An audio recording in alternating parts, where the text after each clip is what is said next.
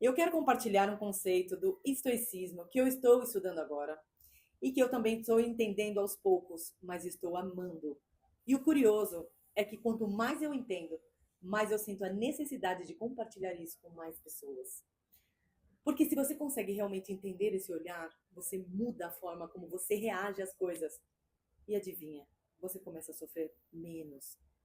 Não porque a vida fica perfeita, mas porque você para de ser puxado pelo que acontece e começa a escolher como responder ao que acontece.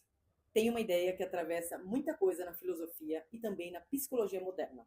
O sofrimento não nasce apenas do que acontece, ele nasce do significado que você coloca no que acontece. Por exemplo, duas pessoas vivem o mesmo fato e uma se derruba, se desaba, e a outra se ajusta, se empodera. O fato é parecido, a interpretação é completamente diferente. E o estoicismo treina isso, a clareza interna. Eu não controlo tudo o que acontece, eu controlo como eu escolho responder ao que acontece. E isso é libertador. Tá bom, Milena, mas o que é o estoicismo realmente? Gente, o estoicismo é uma filosofia prática. Ela nasceu na Grécia, em Atenas, com um filósofo chamado Zenão de Sítio. Depois, gente, ela se expandiu e ficou muito forte também em Roma. E o núcleo do estoicismo é treinar a mente para agir com lucidez, firmeza e responsabilidade, mesmo quando a vida não está cooperando. Eles olhavam para a vida como ela é, imprevisível, cheia de variáveis e cheia de encontros e perdas. E a pergunta não era como eu controlo tudo isso. A pergunta era a seguinte: onde eu ainda tenho escolha? Ou onde eu ainda tenho responsabilidade sobre isso?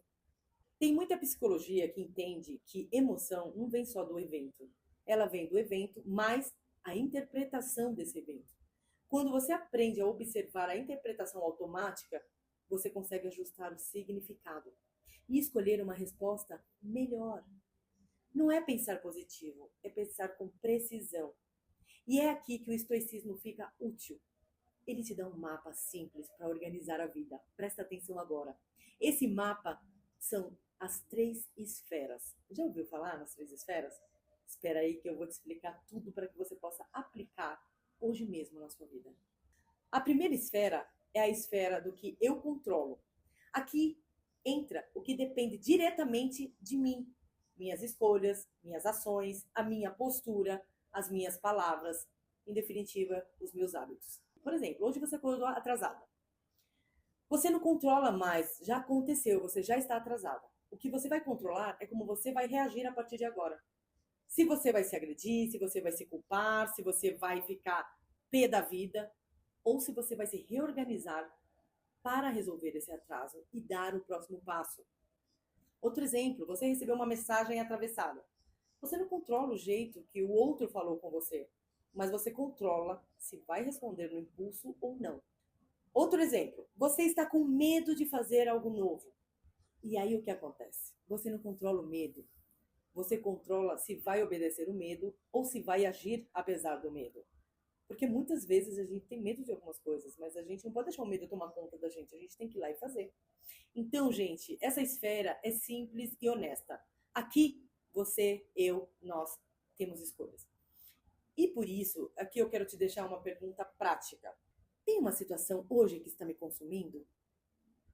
Ela depende 100% de mim? Essa é uma pergunta para você refletir. Agora vamos para a esfera número 2. Ela é a esfera do que eu influencio. Aqui é assim, você não controla, mas você participa. Você não manda no resultado, mas você pode melhorar o caminho.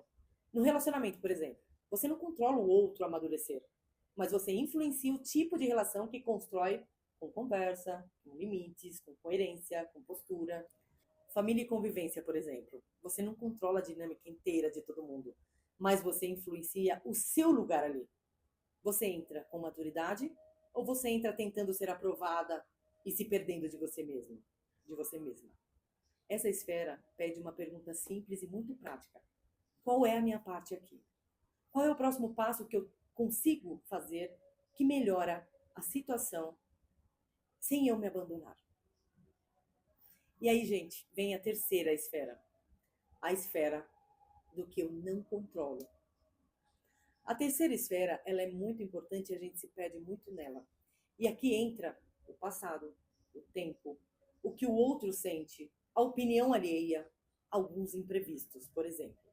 E a vida fica muito mais pesada quando você tenta viver como se isso fosse negociável. Tem coisa que não se negocia.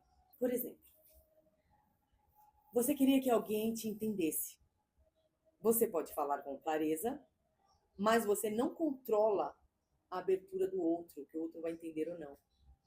Outro exemplo é que você queria voltar atrás por uma escolha que você fez.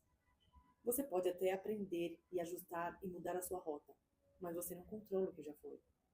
Aqui na prática é reconhecer o que não depende de você e parar de gastar energia tentando ganhar essa briga, porque essa briga sempre vai cobrar um preço. Aqui a pergunta prática é a seguinte: o que eu estou tentando controlar que não está nas minhas mãos?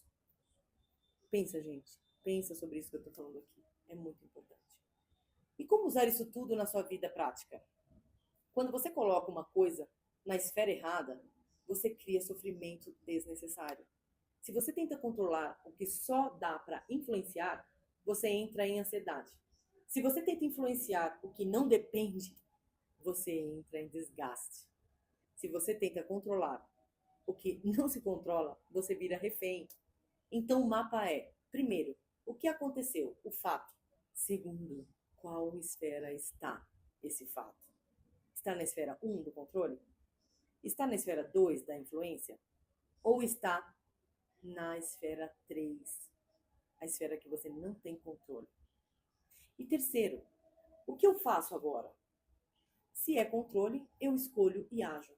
Se é a influência, eu faço a minha parte com clareza. E se é a do não controle, eu reconheço e solto. Isso é clareza interna aplicada. Eu estou estudando isso agora e aplicando aos poucos na minha vida. E eu percebo um efeito bem direto. A vida não fica sem problemas, mas eu fico menos dominada por eles. E isso não tem preço. Então eu te deixo aqui uma proposta simples para você aplicar hoje. Pega uma situação que está te drenando e responde com honestidade. Em qual esfera essa situação está? E depois responde para você mesmo. Qual é a minha parte nisso hoje? Qual é o próximo passo que depende de mim? Isso sozinho já muda o jeito que você vive. Eu espero que você tenha entendido as 3 esferas e a importância da gente abrir a mente da gente para as coisas novas, para conceitos novos, porque nunca a gente sabe de tudo.